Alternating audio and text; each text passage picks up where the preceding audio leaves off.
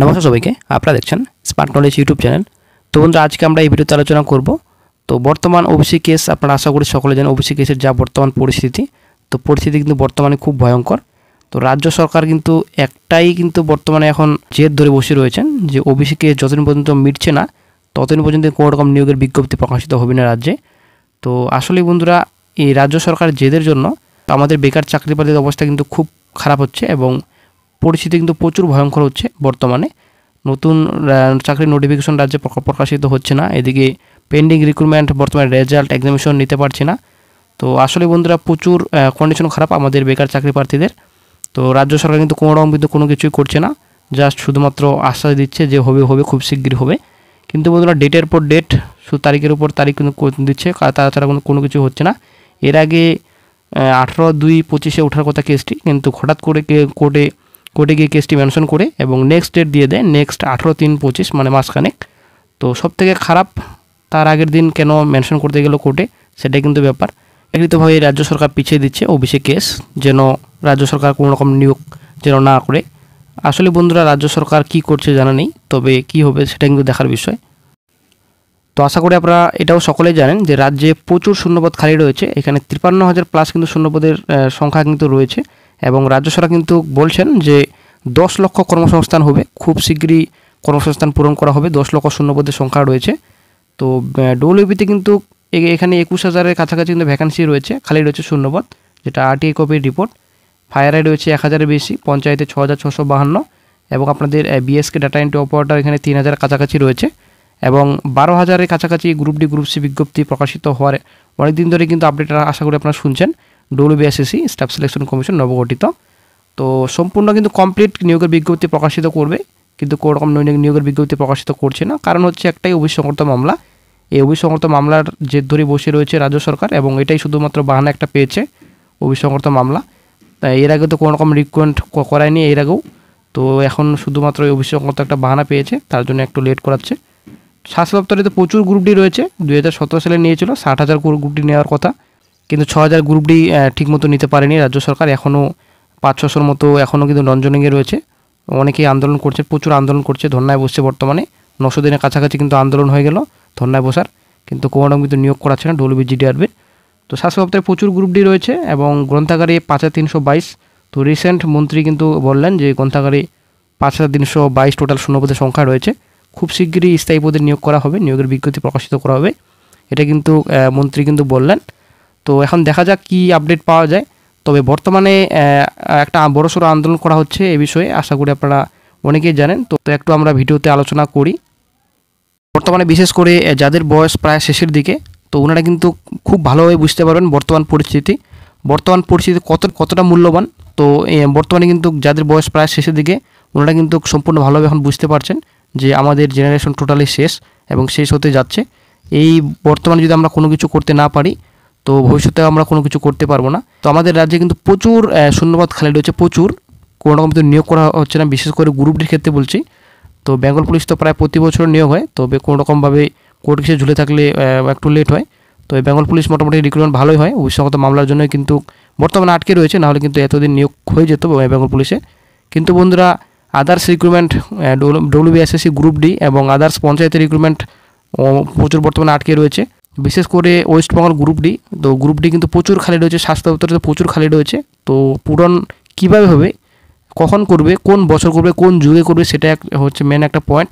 তবে আশা করা যায় আমরা যদি নড়ে চড়ে না বসি, আমরা যদি বিরাট বড় একটা আন্দোলন নিয়ে না নামি, তবে আশা করা যায় না যে ওবিসি শুনানি তাড়াতাড়ি হবে এবং ওবিসি তাড়াতাড়ি মিটবে। তো অবশ্যই বন্ধুরা, আপনারা কোনো কিছু চিন্তাভাবনা না করে অবশ্যই আপনারা কলকাতায় আসবেন 1 মার্চ 2025 শনিবার। একটা বিরাট বড় আন্দোলন হতে চলেছে।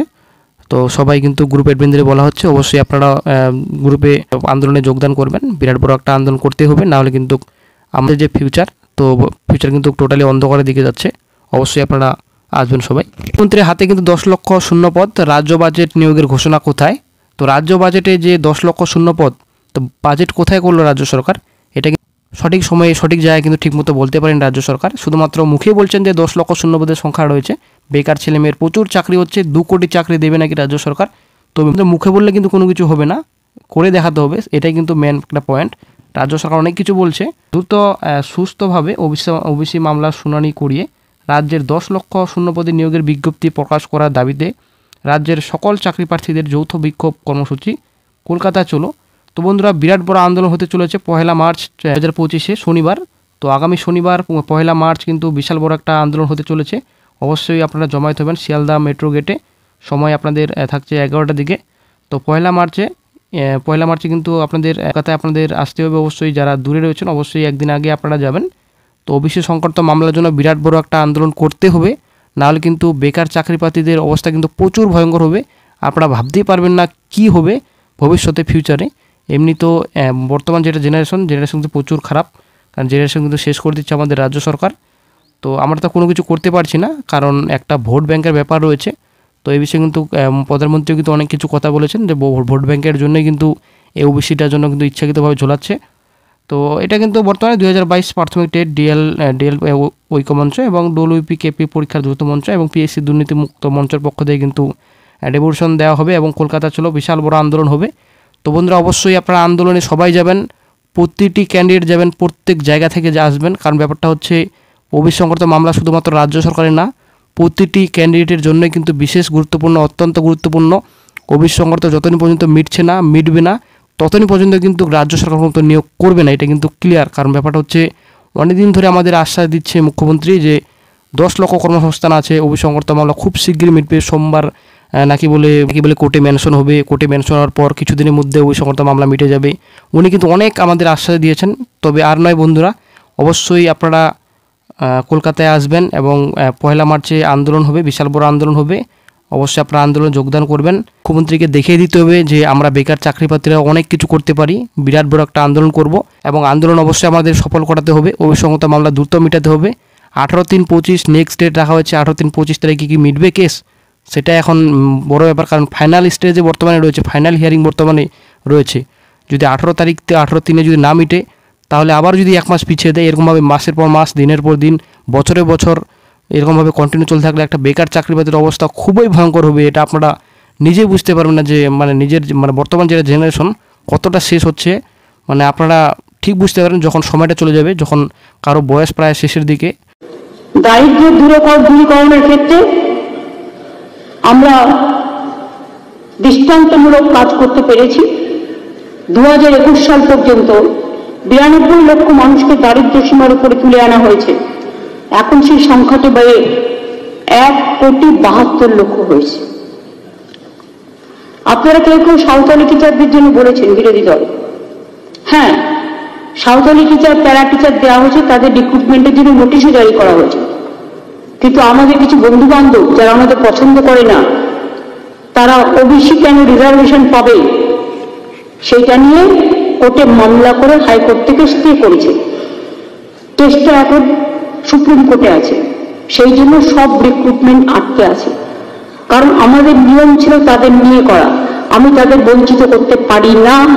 তাই যতক্ষণটা ফয়সালা না হচ্ছে, রিক্রুটমেন্টটা দেরি হচ্ছে, because of my common friends from opposition, the jealous people, they are very jealous. হিংসুটে, কুচুটে, চক্রান্তকারী, ষড়যন্ত্রকারী, কারো ভালো সহ্য করতে পারে না। এতে যে লক্ষ লক্ষ ছেলে মেয়ে বাংলার চাকরি হতো, সেটাকে তোমরা আটকে দিলে। লজ্জা করে না? কাউকে চাকরি দেওয়ার ক্ষমতা নেই, বন্ধ করে দেওয়ার ব্যবস্থা। তা সত্ত্বেও শুনলে খুশি হবেন, আমরা 2 কোটি ছেলে মেয়ের চাকরির বন্দোবস্ত করেছি বিভিন্ন অর্গানাইজেশনে। শুধু উৎকর্ষ বাংলা থেকে 10 লাখ ছেলে মেয়ে চাকরি পেয়েছে, আরো কয়েক লক্ষ প্রসেসে আছে। 10 के बाद से जारी सारे ओबीसी सर्टिफिकेट कैंसिल कर दिया है। क्यों?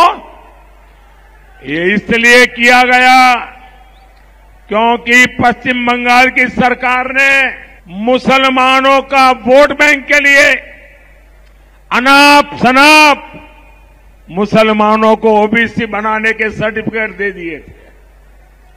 ये वोट बैंक की राजनीति, ये तुष्टीकरण की राजनीति, ये तुष्टीकरण की सनक हर पार कर रही है।